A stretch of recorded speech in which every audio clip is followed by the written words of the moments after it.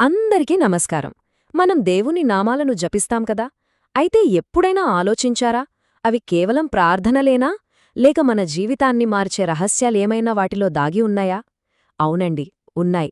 ఈరోజు మనం లలితాదేవి పవిత్ర నామాలలో దాగి ఉన్న ఆత్మజాగృతి మార్గాన్ని, దాని గురించి తెలుసుకుందాం. ఈ వాక్యం చూడండి, ఎంత అద్భుతంగా ఉందో. లలితాదేవి ప్రతి నామం మన ముందు పెట్టిన ఒక ఆధ్యాత్మిక అద్దంలాంటిది. ఆ అద్దంలో మనల్ని మనం చూసుకున్నప్పుడు మన అసలు స్వరూపం, మనలోని దైవత్వం కనిపిస్తుంది. మరి ఆ శక్తిని ఎలా మేల్కొల్పాలో ఈ ప్రయాణంలో తెలుసుకుందాం. మన ఈ ఆధ్యాత్మిక ప్రయాణం 3 దశలుగా సాగుతుంది. మొదటగా మనం మాటలు, చేతలతో ప్రపంచాన్ని ఎలా సానుకూలంగా ప్రభావితం చేయాలో నేర్చుకుంటాం. ఆ తర్వాత మన అంతరంగంలోకి ప్రయాణించి నిజమైన సౌందర్యం ఎక్కడ ఉందో కనుగొంటాం. ఇక చివరగా దైవంతో ఎలా ఏకమావచ్చో ఆ అతీంద్రియ అనుభవం గురించి తెలుసుకుందాం. సరే, మరి మనం మాట్లాడే ప్రతి మాటలో, చేసే ప్రతి పనిలో దైవత్వాన్ని ఎలా నింపగలం? ఈ మొదటి విభాగంలో ఆ రహస్యాన్ని ఛేదించడానికి ప్రయత్నిద్దాం. ఆహా, ఎంత అందమైన భావన కదండి! అమ్మవారు తన చెవులను సువాసనగల కదంబ పుష్పాలతో అలంకరించుకున్నారట.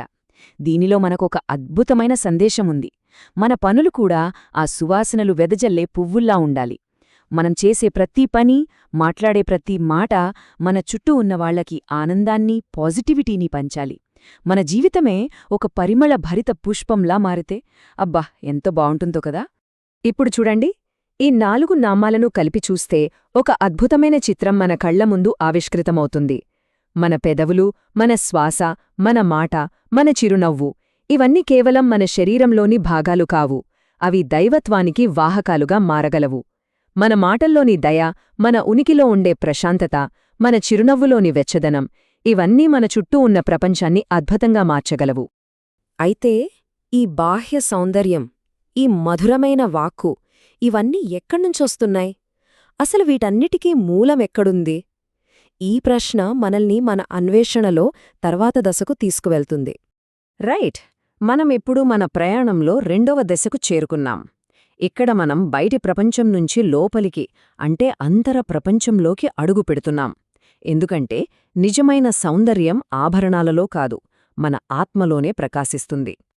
ఈ నామంలోని ఆధ్యాత్మిక పాఠం చాలా లోతైనది. నిజమైన అందమనేది మనం బయట వేసుకునే ఆభరణాల వల్ల రాదు. అది లోపల నుండి, స్వచ్ఛమైన హృదయం నుండి వచ్చే ఒక కాంతిలాంటిది. మనలో కరుణ, దయ ఉన్నప్పుడు ఆ కాంతి మన ముఖంలో సహజంగానే ప్రకాశిస్తుంది. అమ్మవారి దంతాలను జ్ఞానబీజాలుగా పోల్చడం ఎంత అద్భుతం కదూ! మన చిరునవ్వు మన ముఖానికి ఎలాగైతే కాంతినిస్తుందో, జ్ఞానం కూడా మన జీవితంలోని అజ్ఞానమనే చీకటిని తొలగించి వెలుగును నింపుతుంది. ఆ జ్ఞానమే మనల్ని సరైన మార్గంలో నడిపిస్తుంది. ఇక అమ్మవారి చెవిపోగులు చూడండి. ఒకటి సూర్యుడు, మరొకటి చంద్రుడు. ఇవి మనకు చాలా ముఖ్యమైన పాఠాన్ని నేర్పుతున్నాయి. జీవితంలో బ్యాలెన్స్ అంటే సమతుల్యత ఎంత అవసరమో గుర్తుచేస్తాయి. ఒకవైపు సూర్యుడిలా జ్ఞానం, శక్తి, క్రియా ఉండాలి, నిజమే. కాని మరోవైపు చంద్రుడిలా శాంతి, కరుణ, ప్రశాంతత కూడా ఉండాలి. ఇప్పుడు ఆలోచించండి, ఎంత జ్ఞానముండి కరుణ లేకపోతే ఏం లాభం? అది వ్యర్థమే కదా. అలాగే ఎంత శక్తి ఉండి శాంతి లేకపోతే ఆ శక్తి వినాశనానికే దారితీస్తుంది. సో ఈ రెండిటి మధ్య సమతుల్యతే మనల్ని ఉన్నతంగా నిలుకుతుంది. ఓకే, మన ప్రయాణంలో చివరి, అత్యంత ముఖ్యమైన దశకు చేరుకున్నాం.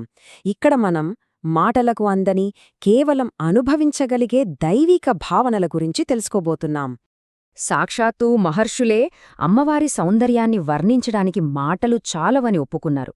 నిజమే కదా. కొన్నిసార్లు మనం చూసే అందాన్ని మాటల్లో వర్ణించలేం. దైవిక సౌందర్యం అలాంటిదే. దాన్ని కేవలం అనుభవించగలం, అంతే. దీని నుంచి మనం నేర్చుకోవాల్సిన పాఠమేమిటంటే, దైవత్వాన్ని ఎప్పుడూ లాజిక్తో, తర్కంతో అర్థం చేసుకోలేం. కొన్నిసార్లు దాన్ని కేవలం భక్తితో, అనుభూతితో మాత్రమే పొందగలం. అమ్మవారి మంగళసూత్రం ఇది కేవలం ఒక ఆభరణం కాదు, అది శివశక్తుల విడదీయరాని బంధానికి ప్రతీక. ఈ విశ్వసృష్టికి మూలమైన ఐక్యతకు చిహ్నం. అంటే చైతన్యం లేకుండా శక్తి లేదు, శక్తి లేకుండా చైతన్యం లేదు. ఈ రెండూ కలిసినప్పుడే సృష్టి సాధ్యం. ఇంత గొప్ప జ్ఞానాన్ని మన జీవితంలో ఎలా భాగం చేసుకోవాలి? పెద్ద కష్టమేమీ కాదండి, చాలా సులభం. మొదటగా భక్తితో నామాలను జపించండి. రెండవది, జ్ఞానంతో వాటి అర్థాన్ని మననం చేసుకోండి. మూడవది, ప్రేమతో ఆ బోధనలను మన జీవితంలో ఆచరించండి. అంతే. ఈ విశ్లేషణను ముగించే ముందు ఒకే ఒక్క ప్రశ్న. ఈరోజు మనం తెలుసుకున్న వాటిలో ఏ ఒక్క దైవిక గుణాన్ని, అది దయతో కూడిన మాట కావచ్చు, స్వచ్ఛమైన చిరునవ్వు కావచ్చు, లేదా మరేదైనా కావచ్చు, మీ జీవితంలో ప్రతిబింబించడానికి ప్రయత్నిస్తారు? ఒక్కసారి ఆలోచించండి.